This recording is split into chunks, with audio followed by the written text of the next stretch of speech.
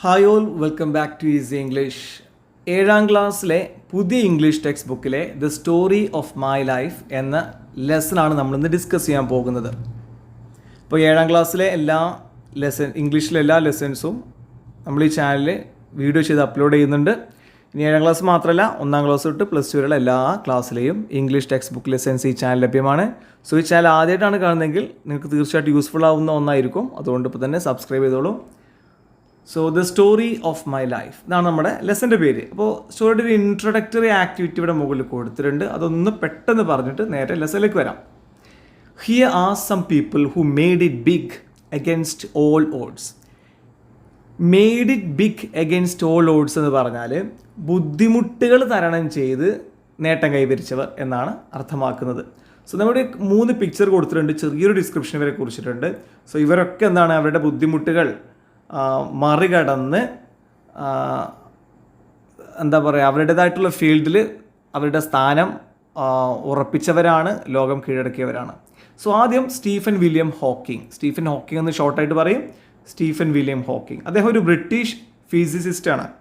Physicist എന്ന് പറഞ്ഞാൽ ഒരു സയൻറ്റിസ്റ്റ് എന്നുള്ള അർത്ഥമാണ്. സയൻറ്റിസ്റ്റ് ഇൻ ഫിസിക്സ് അല്ലെങ്കിൽ എക്സ്പേർട്ട് ഇൻ ഫിസിക്സ് എന്നുള്ള അർത്ഥമാണ്. അതുപോലെ തന്നെ അദ്ദേഹം ഒരു കോസ്മോളജിസ്റ്റ് ആയിരുന്നു. കോസ്മോളജിസ്റ്റ് എന്ന് പറയുമ്പം യൂണിവേഴ്സിൻ്റെ, പ്രപഞ്ചത്തിൻ്റെ ഒറിജിൻ, ഉറവിടം, അതല്ലെങ്കിൽ എങ്ങനെയാണ് ഈ പ്രപഞ്ചമൊക്കെ ഉണ്ടായത്, ഈ ലോകം എങ്ങനെ ഉണ്ടായി, ഇതൊക്കെ പഠിക്കുന്ന ശാസ്ത്രശാഖയാണ് കോസ്മോളജി. സോ കോസ്മോളജി പഠിക്കുന്ന ആളാണ് കോസ്മോളജിസ്റ്റ്. അപ്പോൾ അദ്ദേഹം ഒരു കോസ്മോളജിസ്റ്റ് ആയിരുന്നു. ആൻഡ് ഓതർ, പുസ്തകം എഴുതിയിരുന്നു. ഓക്കെ, അപ്പോൾ ഇദ്ദേഹത്തിന് അസുഖം ഉണ്ടായിരുന്നു. അമിയോട്രോഫിക് ലാറ്ററൽ സ്ക്ലിറോസിസ് എന്നായിരുന്നു അസുഖത്തിൻ്റെ പേര്. ഇപ്പോൾ +1 പഠിക്കുന്ന കുട്ടികളുടെ ടെക്സ്റ്റ് ബുക്കിൽ ഇദ്ദേഹത്തിൻ്റെ ഒരു പ്രൊഫൈല് പഠിക്കാനുണ്ട്. ഓക്കെ, സോ അപ്പോൾ അദ്ദേഹത്തിൻ്റെ അസുഖം കാരണം അദ്ദേഹത്തിന് എന്താണ്, നടക്കാനോ നീങ്ങാനോ ഒന്നും കഴിയുമായിരുന്നില്ല. അപ്പോൾ അതൊക്കെ അദ്ദേഹത്തിന് സംസാരിക്കാനുള്ള എന്താ പറയുക, ആ ഒരു കഴിവ് കൂടെ നഷ്ടപ്പെടുകയായിരുന്നു. ഇപ്പോൾ അദ്ദേഹം മരണപ്പെട്ടിട്ടുണ്ട്. സോ അടുത്തത് അരുണിമ സിൻഹ. ആരായിരുന്നു ഇവർ? The first female amputee to climb Mount Everest. Amputee എന്ന് പറഞ്ഞാൽ എന്താണ്, കയ്യോ കാലോ എന്തെങ്കിലും വൈകല്യമുള്ളവർക്കതില്ലാത്ത ആൾ എന്നുള്ള അർത്ഥമാണ് കേട്ടോ. സോ അരുണിമ സിൻഹ സാധാരണ നല്ലൊരു എന്താ പറയുക, ശരീരങ്ങളിലെ എല്ലാ ഭാഗവും ഒരുപോലെയുള്ളൊരു വ്യക്തി ആയിരുന്നില്ല. അവർക്ക് കൈക്കാലിൽ എന്താണ് പറയുക, ഒരു അംഗം കുറവോ അതല്ലെങ്കിൽ മറ്റെന്തെങ്കിലും വൈകല്യങ്ങളുള്ളൊരു വ്യക്തിയായിരുന്നു.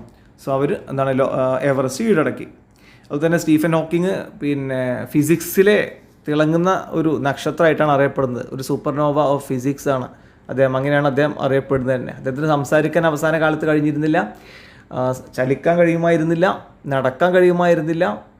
പക്ഷെ എന്നാൽ പോലും അദ്ദേഹത്തെ ലോകം ഒരുപാട് ആദരിച്ചിരുന്നു. അവസാനം ഇവിടെ കൊടുത്ത പിക്ചർ രവീന്ദ്ര ജെയിനാണ്. അദ്ദേഹം ഇന്ത്യൻ മ്യൂസിക് കമ്പോസറാണ്, ലിറിസിസ്റ്റാണ് ആൻഡ് പ്ലേബാക്ക് സിംഗറാണ്. അതുപോലെ തന്നെ മ്യൂസിക് കമ്പോസറാണ്, എഴുതും, ലിറിക്സ് ഒക്കെ എഴുതുന്ന ആളുമാണ് കേട്ടോ. സോ അദ്ദേഹം കണ്ടാലും നമുക്കറിയാം അദ്ദേഹം ബ്ലൈൻഡ് ആയിരുന്നു. സോ ഇനി നോക്കാം. Now read an excerpt from chapter 1 of Helen Keller's autobiography. ഇപ്പോൾ എൻ്റെ ഈ ഒരു ശബ്ദം കേൾക്കുന്ന നിങ്ങളിൽ കുറച്ച് ആൾക്കാരെങ്കിലും ഹെലൻ കെല്ലർ, ഒരുപാട് പേർക്ക് ഇല്ലെങ്കിലും കുറച്ച് ആൾക്കാരെങ്കിലും ഹെലൻ കെല്ലറെ കുറിച്ച് കേട്ടിട്ടുണ്ടാവും. സോ അവർക്ക് ഒരുപാട് പ്രതിസന്ധികൾ ലൈഫിലുണ്ടായി, പക്ഷെ അതിനെ അതിജീവിച്ചു കൊണ്ട് മുന്നോട്ട് പോയി. എന്തൊക്കെയാണ് അവർ കണ്ടുമുട്ടിയ, അവർ ജീവിതകാലത്ത് അവർ നേരിട്ട പ്രതിസന്ധികൾ, ശാരീരിക പരിമിതികളൊക്കെയാണ് നമ്മളിന്ന് കാണാൻ പോകുന്നത് the story of my life എന്ന് പറയുന്ന ഈ ഒരു ലെസണിലൂടെ.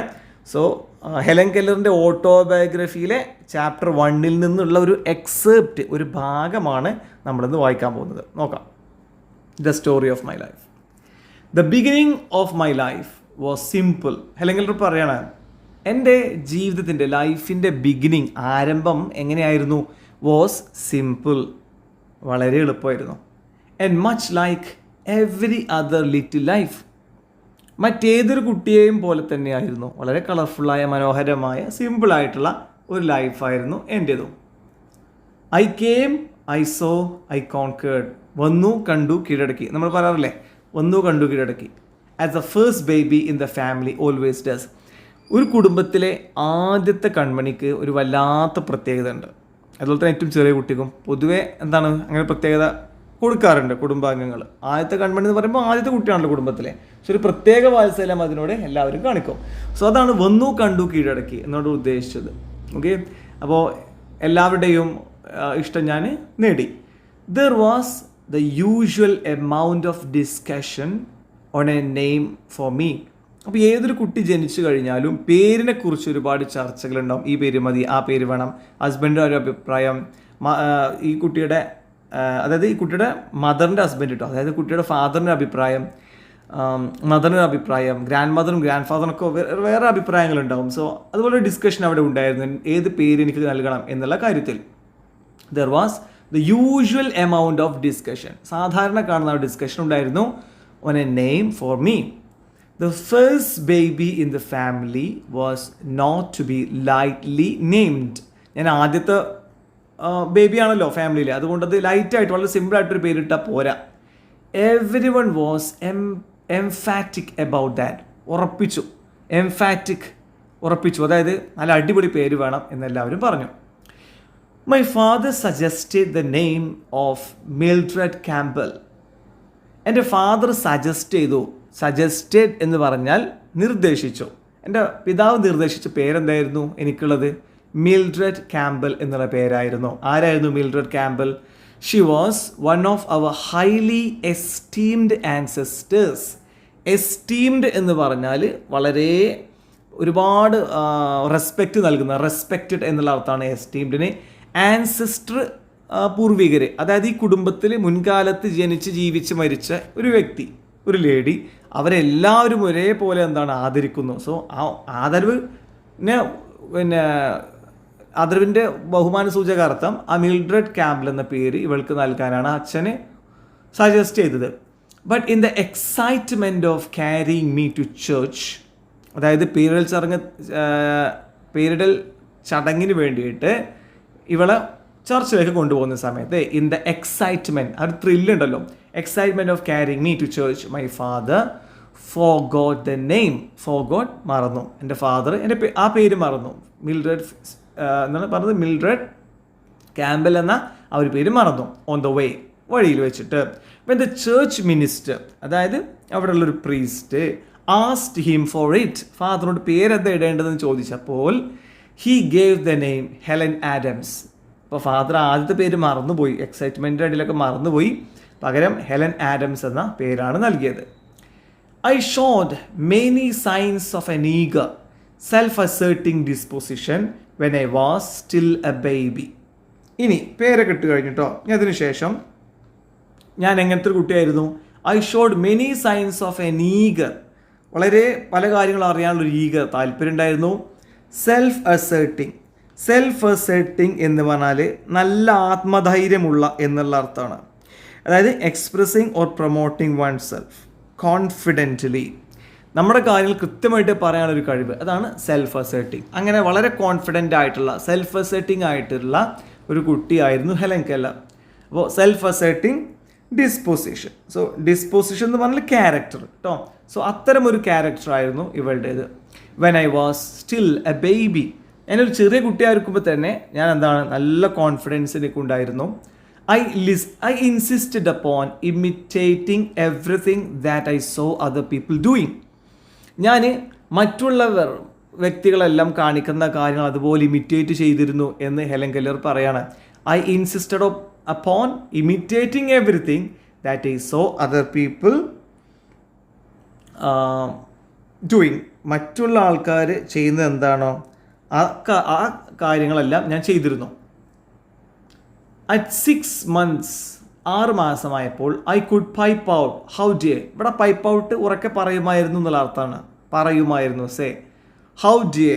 അപ്പോൾ 6 മാസമാകുമ്പോഴത്തേക്കും ഹൗ ഡിയേ എന്നൊക്കെ പറയാൻ കഴിയുമായിരുന്നു. സോ ഹൗ ഡിയേ എന്ന് പറഞ്ഞാൽ ഹൗ ഡു യു ഡു, നമ്മൾ ഹൗ ആർ യു എന്നതിൻ്റെ ഒരു മീനിങ് തന്നെയാണ് അതിന് വരുന്നത്. പക്ഷെ അത് ഉപയോഗിക്കേണ്ട കോണ്ടെക്സ്റ്റ് വ്യത്യാസം കേട്ടോ, അത് ഇവിടെ പറയുന്നില്ല ഞാൻ.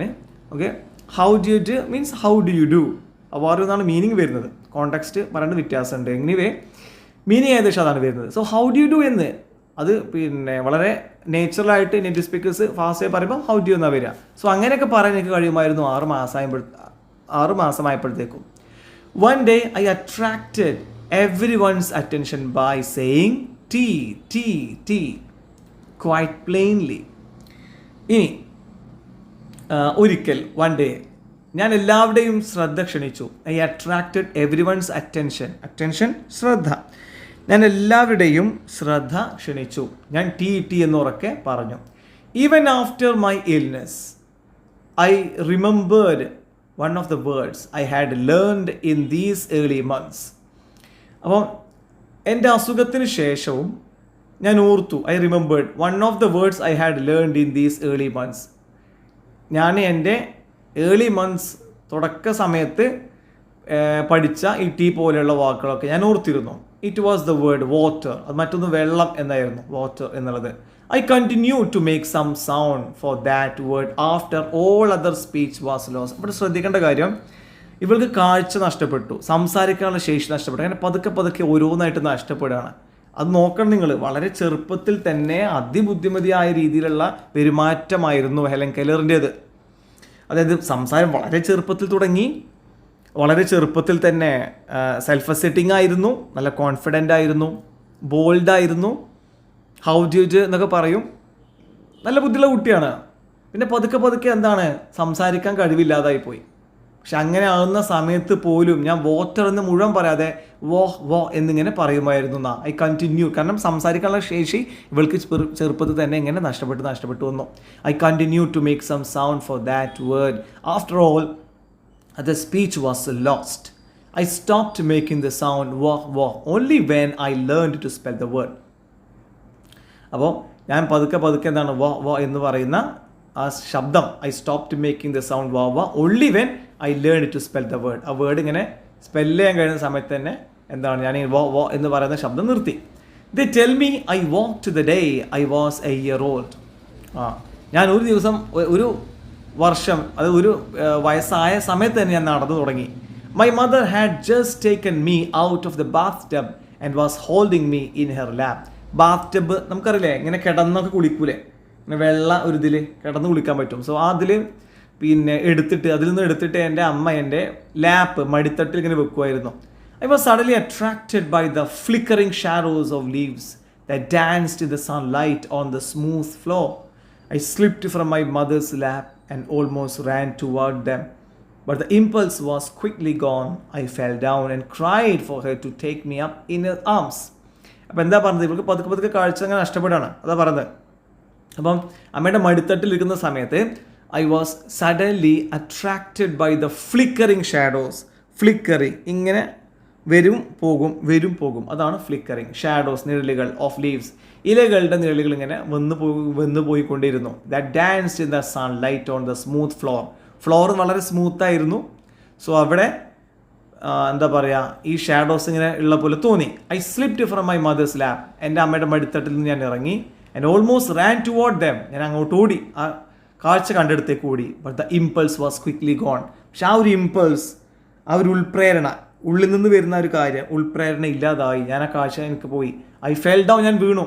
And cried for her to take me up in her arms. അങ്ങനെ ഉറക്കെ കരഞ്ഞു. അങ്ങനെ ആകുമ്പോൾ അമ്മ എന്നെ എടുത്ത് തോളത്ത് വെക്കും. These happy days did not last long. ആ സന്തോഷങ്ങൾ അധികം നിന്നില്ല. Just 1 year, one brief spring, when the robin and the mockingbird sang their melodious songs, a summer with its blooming roses and fruits, an autumn with its golden fruits and shedding leaves. It happened in February, in the middle of winter. അങ്ങനെ ഈ സന്തോഷക്കാലം അധികം നിന്നില്ല. എന്താണ് സന്തോഷക്കാലം? ഈ രസകരമായി അസുഖങ്ങളില്ലാത്ത സമയം അധികകാലം നീണ്ടു നിന്നില്ല, പതുക്കെ നഷ്ടപ്പെട്ടു, എനിക്ക് ഓരോ അസുഖങ്ങൾ വരാൻ തുടങ്ങിയെന്നാണ് പറഞ്ഞത്. ദീസ് ഹാപ്പി ഡേയ്സ്, ആ സന്തോഷ ദിവസങ്ങൾ, ഡിഡ് നോട്ട് ലാസ്റ്റ് ലോങ്, അധികകാലം നിന്നില്ല. Just 1 year, one brief spring, ഒരു വർഷം കഴിഞ്ഞു. അപ്പം 1 brief spring, ഒരു ചെറിയ സ്പ്രിങ്, വസന്തകാലത്ത്. വെൻ ദ റോബിൻ ഒരു ബേർഡാണ് കേട്ടോ. ഓക്കെ, റോബിൻ നല്ല സ്വീറ്റായിട്ട് സൗണ്ട് ഉണ്ടാക്കുന്ന റെഡ് ചെസ്റ്റ്, നെഞ്ചത്ത് ഒരു റെഡ് കളറുള്ള തൂവലുകളൊക്കെ ഉള്ള ഒരു ബേർഡ്. സോ ആ റോബിൻ എന്ന ആ ഒരു bird and the mockingbird, മറ്റൊരു ബേർഡാണ് mockingbird, sang their melodious songs. റോബിനും മോക്കിംഗ് ബേർഡൊക്കെ ഇങ്ങനെ മെലോഡിയസ് സോങ്സ് പാടും. ഇനിയോ അതൊക്കെ സന്തോഷത്തിൻ്റെ സമയമാണ്. A summer with its blooming roses and fruits. വേനൽക്കാലം, നമുക്കുള്ള വേനൽക്കാലം അല്ല കേട്ടോ, അവർക്കുള്ള വേനൽക്കാലം നമ്മുടെ വേനൽക്കാലമായിട്ട് കരുതരുതേ. അവർക്ക് സന്തോഷത്തിൻ്റെ വേനൽക്കാലമാണ്. നമ്മുടെ നാട്ടിൽ അത്ര ചൂടൊന്നുമില്ല, അവർക്ക് രസകരമായ വേനൽക്കാലമാണ്. With its blooming roses. വേനൽക്കാലത്ത് അവിടെ പൂക്കളുണ്ടാവും, കായ്കളുണ്ടാവും. സ്പ്രിങ്ങിലാണ് ശരിക്കും പൂക്കൾ വരിക. അപ്പോൾ വേനൽക്കാലത്ത് കുറച്ച് പൂക്കളുണ്ടാവും, പിന്നെ കായ്കളുണ്ടാവുന്ന സമയമാണ്. സോ അവിടെ പൂക്കളും കായ്കളൊക്കെ ഉണ്ടായിരുന്നു വേനൽക്കാലത്ത്. ഓട്ടം എന്ന് പറയുമ്പം ഈ ഇലകളൊക്കെ വീഴുന്ന സമയമാണ്. ഓട്ടം with its golden fruits and shedding leaves. അല്ല, ഗോൾഡൻ ഫ്രൂട്ട്, അതുപോലെ തന്നെ ഷെഡിങ് ലീവ്സ് ഇലകൾ ഇങ്ങനെ വീഴുന്ന കാലത്ത്. ഇറ്റ് ഹാപ്പൻഡ് ഇൻ ഫെബ്രുവരി മാസത്താണ് സംഭവിച്ചത്. In the middle of winter എന്താണ്? മഞ്ഞുകാലമാണ്. ശരിക്കും നമുക്ക് പൊതുവേ ഇഷ്ടമുള്ള കാലമാണ് അല്ലേ വിൻ്റർ, മഞ്ഞുകാലം. പക്ഷേ ഈ യൂറോപ്യൻസിനൊക്കെ എന്താണ്, അല്ലെങ്കിൽ യു എസ് അല്ലെങ്കിൽ യൂറോപ്യൻസ്, അവർക്കൊക്കെ എന്താണ് വിൻ്ററൊന്നും ഒട്ടും ഇഷ്ടമല്ല. സോ അവർക്ക് എന്താണ് പറയുക, ഒരു ട്രാജഡിയുടെ സമയമാണ്. സോ ഇവിടെയും എന്താണ് ട്രാജഡിയാണ് പറയുന്നത്. വിൻ്റർ സമയത്ത് I was struck by the illness with closed both my eyes and ears for ever. എൻ്റെ കണ്ണുകളും ചെവികളും എന്നേക്കുമായി അടഞ്ഞു എന്ന് പറഞ്ഞാൽ കേൾവി നഷ്ടപ്പെട്ടു, കാഴ്ച നഷ്ടപ്പെട്ടു എന്നേക്കുമായിട്ട്. The doctor thought I would not live. Doctor കരുതിയത് ഞാൻ ജീവിക്കില്ല എന്നാ. But early one morning the fever left me. പനി ഉണ്ടായിരുന്നു, പക്ഷെ ഒരു ദിവസം പനി വിട്ടുപോയി. ഞാൻ മരിക്കുന്ന ഡോക്ടർ കരുതിയത്, പക്ഷെ മരിച്ചതൊന്നുമില്ല. There was great rejoicing in the family that morning. അപ്പോൾ പനിയൊക്കെ നഷ്ടപ്പെട്ടു, ആയുസ് കിട്ടി. അപ്പോൾ ഭയങ്കര റിജോയ്സിങ് മീൻസ് ഹാപ്പിനെസ് ആണ് ഇവിടെ ഉദ്ദേശിച്ചത്. ഫാമിലിയിൽ എല്ലാവർക്കും ഭയങ്കര സന്തോഷം. But not even the doctor knew that I would never see or hear again. പക്ഷേ എൻ്റെ കാഴ്ചയും കേൾവിയും നഷ്ടപ്പെടുമെന്ന് ആർക്കും അറിഞ്ഞില്ല. കാരണം ഞാൻ അസുഖത്തിൽ നിന്നും മുക്തനായത് സന്തോഷിക്കുകയായിരുന്നു ഫാമിലി മെമ്പേഴ്സ്. പക്ഷേ ഡോക്ടറിന് പോലും മനസ്സിലായില്ല എൻ്റെ കാഴ്ചയും കേൾവിയും എന്നേക്കുമായി പോകുമെന്ന്. ഐ ഫാൻസി എന്ന് പറഞ്ഞാൽ ഞാൻ വിഷ് ചെയ്യുക, അതല്ലെങ്കിൽ സ്വപ്നം കാണുക എന്നുള്ള അർത്ഥത്തിലാണ് കേട്ടോ. I still have confused memories of that illness. ആ അസുഖത്തിൻ്റെ സമയത്ത് എനിക്കൊരു വളരെ കൺഫ്യൂഷൻ നിറഞ്ഞ ഓർമ്മകളാണുള്ളത്. I especially remember the tenderness with which my mother tried to soothe me in my waking hours. Soothe എന്ന് വെച്ചാൽ കൺസോൾ ചെയ്യുക, സമാധാനിപ്പിക്കുക എന്നാണ് അർത്ഥം. വേക്കിംഗ് അവേഴ്സ് എന്ന് പറഞ്ഞാൽ ഉറങ്ങാത്ത സമയം, ഉണർന്നിരിക്കുന്ന സമയത്ത്. സോ ഞാൻ ഉണർന്നിരിക്കുന്ന സമയത്ത് എൻ്റെ അമ്മ എന്നെ എങ്ങനെ സമാധാനിപ്പിക്കും. I also remember the pain and confusion with which I woke up after a disturbed sleep. പലപ്പോഴും ഉറങ്ങാൻ കഴിയാതെ, ഡിസ്റ്റർബ്ഡ് സ്ലീപ്പ് അതാണ് നല്ല ഉറക്കം കിട്ടാത്ത അവസ്ഥ. സോ നല്ല ഉറക്കം കിട്ടാത്ത ആ ഒരു ഡിസ്റ്റർബ്ഡ് സ്ലീപ്പിൽ നിന്നും ഞാൻ ഉണരാറുണ്ട്. I turned my eyes away from the once loved light. ഒരുപാട് ഞാൻ ഇഷ്ടപ്പെട്ട പ്രകാശത്തിൽ നിന്നും എൻ്റെ നോട്ടങ്ങളെ ഞാൻ അകറ്റി നിർത്തി. എനിക്ക് കാഴ്ചയില്ല. But except for these fleeting memories it all seems very unreal, like a nightmare. എനിക്കത് വളരെ അൺറിയലായിട്ട്, യാഥാർത്ഥ്യമല്ലാത്ത പോലെ തോന്നി. ഫ്ലീറ്റിംഗ് മെമ്മറീസ്, കുതിച്ചുപോയ ഓർമ്മകൾ. ഓക്കെ, ഈ കുതിച്ചുപോയ ഓർമ്മകൾ അതെനിക്ക് മാറ്റാൻ കഴിയില്ലല്ലോ. It all seems very unreal, like a nightmare എന്ന് പറഞ്ഞാൽ ദുസ്വപ്നം പോലെയായിരുന്നു എനിക്കത്, ആ ഓർമ്മകൾ. Gradually I got used to the silence. അപ്പം ഭയങ്കര സൈലൻസ് അല്ലേ, ആൾക്കാർ പറഞ്ഞൊന്നും കേൾക്കില്ലല്ലോ. സോ നിശബ്ദതയാണ്. പക്ഷെ ഞാൻ പതുക്കെ അതിലിട്ട് അഡ്ജസ്റ്റഡ് ആയിപ്പോയി. I got used to the silence and darkness that surrounded me. എനിക്ക് ചുറ്റും വന്നു, സറൗണ്ടഡ്. അപ്പോൾ ആ സൈലൻസ്, അതുപോലെ തന്നെ ആ ഡാർക്ക്നെസ്, ഇരുട്ട്, അതിനായിട്ട് ഞാൻ പൊരുത്തപ്പെട്ട് പോകാൻ തുടങ്ങി. I forgot completely that it had all been very different. എൻ്റെ ചെറുപ്പകാലം ഇങ്ങനെ ആയിരുന്നില്ല. എനിക്ക് കാഴ്ച ഉണ്ടായിരുന്നു, കേൾവി ഉണ്ടായിരുന്നു എന്നുള്ള കാര്യം പോലും ഞാൻ മറന്നുപോയി. I had caught glimpses of broad green fields, a luminous sky and trees and flowers. ഒരു കാലത്ത് ഞാൻ എല്ലാ പക്ഷെ ഇതിന് മുമ്പ് ഒരു സെൻറ്റൻസ് ഞാൻ വിട്ടുപോയിട്ടുണ്ട് കേട്ടോ. സോ അവിടെ നിന്ന് ഒന്നുകൂടെ വായിക്കണം. It was my teacher who changed everything and set my spirit free.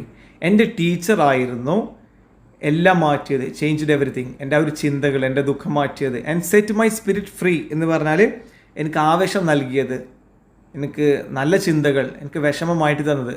അതാണ് set my spirit free. Okay, അപ്പോൾ എൻ്റെ അമ്മ, എൻ്റെ ടീച്ചറാണ് എൻ്റെ ആ ഒരു സ്പിരിറ്റ്, അല്ലെങ്കിൽ എനിക്ക് തിരികെ തന്നത്, എൻ്റെ ആ ഒരു ആത്മധൈര്യം തിരികെ തന്നത്. But the first 19 months of my life had been different. പക്ഷേ അസുഖം വന്നിട്ടുള്ള ആദ്യത്തെ 19 months, 19 മാസക്കാലം എനിക്ക് ഭയങ്കര ബുദ്ധിമുട്ടായിരുന്നു. I had caught glimpses of broad green fields, a luminous sky and trees and flowers. I had caught, ഞാൻ ചെറുപ്പത്തിൽ ഞാൻ കണ്ടിട്ടുണ്ടായിരുന്നല്ലോ. I had caught glimpses എന്ന് പറഞ്ഞാൽ I saw എന്നാണ് അർത്ഥം. ഗ്ലിംസസ് പെട്ടെന്നുള്ള നോട്ടം. അപ്പോൾ ഏറ്റവും സിമ്പിളായി പറഞ്ഞാൽ I had caught glimpses എന്ന് പറഞ്ഞാൽ I saw, അത്രേ ഉള്ളൂ, ഞാൻ കണ്ടിരുന്നു. ഓഫ് ബ്രോഡ്, വിശാലമായ, ഗ്രീൻ, പച്ചപ്പ് നിറഞ്ഞ, ഫീൽഡ്സ്, പാടശേഖരങ്ങൾ, എ ലൂമിനസ് സ്കൈ, ലൂമിനസ്, തിളക്കമുള്ള സ്കൈ, ആകാശം ഞാൻ കണ്ടിരുന്നു. ആൻഡ് ട്രീസ് ആൻഡ് ഫ്ലവേഴ്സ്, മരങ്ങളും ഫ്ലവേഴ്സും എല്ലാം ഞാൻ കണ്ടിരുന്നു. The darkness that followed could not wholly blot them out. Blot out എന്ന് പറഞ്ഞാൽ വൈപ്പ് ഔട്ട്, മായ്ക്കുക. സോ ഞാൻ എൻ്റെ വളരെ ചെറുപ്പകാലത്ത് നിന്നാണ് ഈ കാഴ്ചകളൊക്കെ ഉണ്ടായിരുന്നു എന്ന് മാത്രമല്ല, ഇവൾക്ക് അത്യാവശ്യം നല്ല ഓർമ്മശക്തി ഉണ്ടല്ലോ. സോ എനിക്ക് പിന്നെ കാഴ്ച നഷ്ടപ്പെട്ടു, കേൾവി നഷ്ടപ്പെട്ടു. പക്ഷെ ഞാൻ ചെറുപ്പത്തിൽ കണ്ട ആ കാഴ്ചകളെ മനസ്സിൽ നിന്നും മായ്ക്കാൻ എൻ്റെ അസുഖത്തിന് കഴിഞ്ഞില്ല എന്ന് പറഞ്ഞുകൊണ്ട് വളരെ ഒപ്റ്റിമിസ്റ്റിക്കായിട്ട്, വളരെ ശുഭാപ്തി വിശ്വാസത്തോടെ തന്നെയാണ് ഇവിടെ ഇത് അവസാനിപ്പിക്കുന്നത്. സോ ഈ ഒരു ലെസൺ നിങ്ങൾക്ക് മനസ്സിലായെന്ന് വിചാരിക്കുന്നു. സോ മറ്റൊരു വീഡിയോയിൽ മറ്റൊരു ലെസണുമായിട്ട് കാണാം. Thank you for watching.